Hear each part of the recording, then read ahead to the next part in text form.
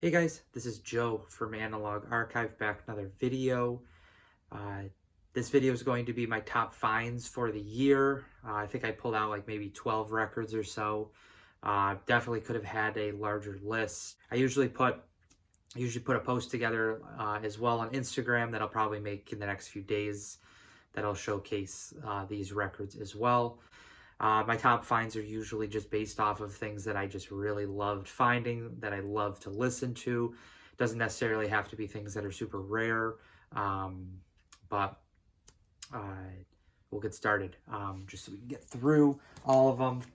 Not really in any particular order, but Fuchsia Swing Song, Sam Rivers, absolutely incredible session. His first album on Blue Note. I think it was also his first album in general. So you got him on tenor sax, Jackie Byard piano, Ron Carter bass, and then Anthony Williams on the drums. Found this one over the summer from Record Archive.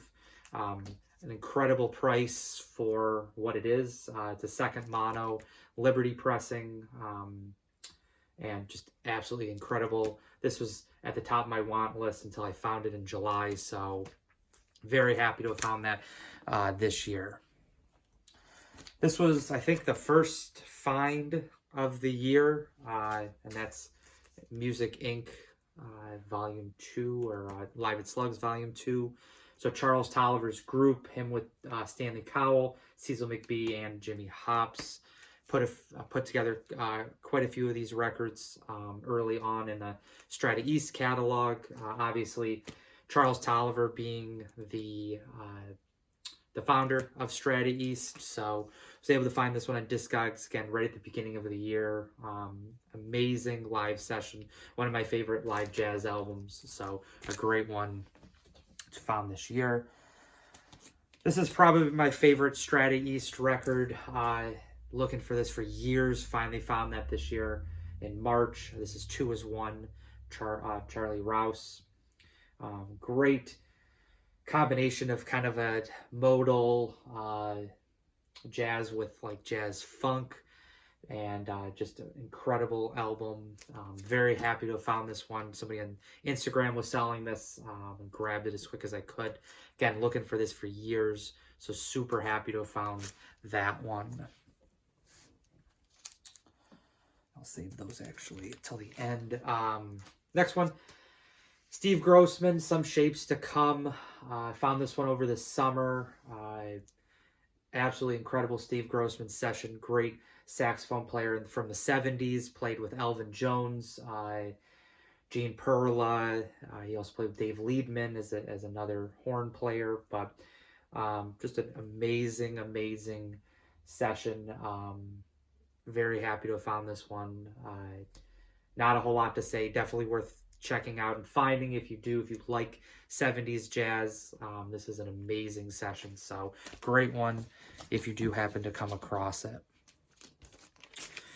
Next one is Capra Black, Billy Harper, another Strata East. So found quite a few Strata East this year. Really incredible session. Some of the best saxophone playing that I've ever heard on an album. So much emotion. Just an amazing post-bop modal session. Last track, Cry of Hunger. It's got some vocals to it that honestly take away from it, but other than that, an incredible session.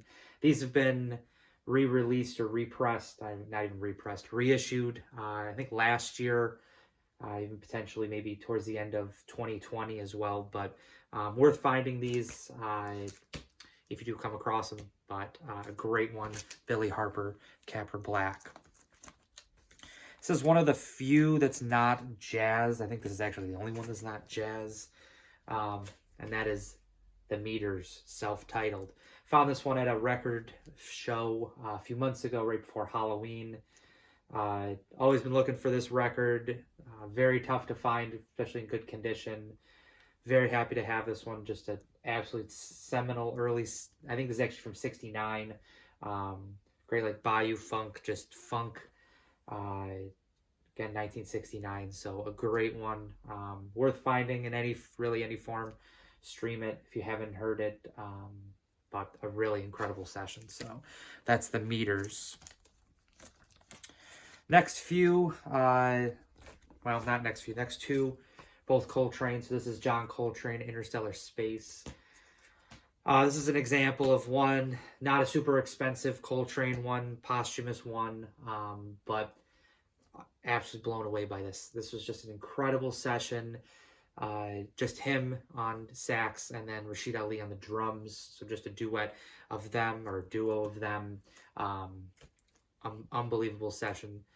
Worth finding if you don't have it. One of my favorites of the John Coltrane albums I've heard this year.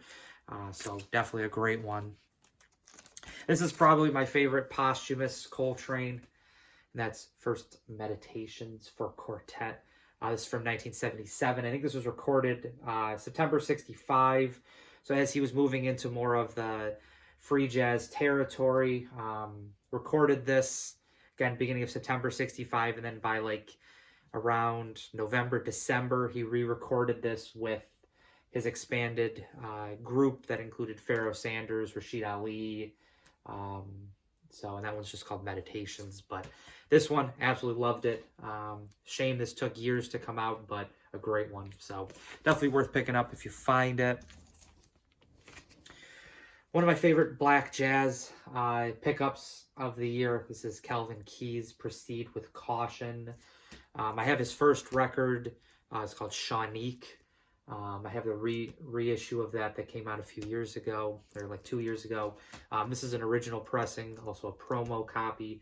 Got this one very early in the year as well. Really great guitar-led jazz funk. Tough one to find, but that's also what makes it a great find for me. So very happy to have found this one online. So great one. Last few. Another Coltrane. Probably my favorite Coltrane pickup of the year. One of my favorites of the year, just in general. Love Supreme. I already had a like 1970, 71 stereo copy, but to find an original mono, just absolutely speechless. I was able to find this one. Bob Shop got a great collection of Coltrane stuff in over the summer and was able to grab this one. So once in a lifetime one. I mean, you do see mono copies, but price is definitely going up. Condition is definitely a huge issue as well. So a great one there. Everybody should have that. Acoustic Sounds came out obviously with that reissue like 2 years ago. So definitely worth picking up as well. Last two are my most recent finds. Just got these a few days ago. This is Pharoah Sanders. Pharoah, ESP disc, first album that he recorded. I think I read that this album, just the people that are on it are just kind of some people that they were able to get together for the session, and that Pharoah was already interested, had already been kind of influenced by like Coltrane and Albert Ayler and Ornette Coleman. He wanted to explore some of that free jazz, but the guys that he was playing with were not. They were not on the same page. So this album ends up being teetering between what you'd hear at the time, post-bop, hard bop, maybe not real hard bop, but post-bop, modal, and then you do hear some free jazz parts to it, but insanely great session. Very happy to have found this one. Did not pay a lot of money for that, which it's like a $600 album, and I paid like 10% of that, so very happy to have found that. And then a huge find right at the end of the year. Doggone AD, Julius Hempel, Private Press, 500 copies. There may be a reissue that came out a number of years ago, but I'm not positive on that. But this is the original from 72. Incredible session, free jazz, so worth grabbing if you happen to see it. It's definitely not going to be something that's gonna be easy on the wallet. Definitely a few $100 at least. So great one. Very happy to have found it. Just looking back, kind of thinking of kind of what the top finds were going to be for this year. Seeing a lot of posts on Instagram got me thinking what my favorite finds are going to be for the year. Definitely a great year. I wouldn't say this was my best year for finds, but as I explored more free jazz, kind of avant-garde stuff, was able to find some great stuff, and very lucky to be able to kind of continue to find these great albums and have great friends on Instagram, social media, along with in Rochester, the Bop Shop, places like that. So very happy with what I found this year. Love to hear in the comments what your best finds were, especially if you're someone that doesn't make videos. Be back in the new year once the vinyl tag video is kind of created. That'll probably be the first video for the year. But until then, if you have not already, please think about liking and subscribing.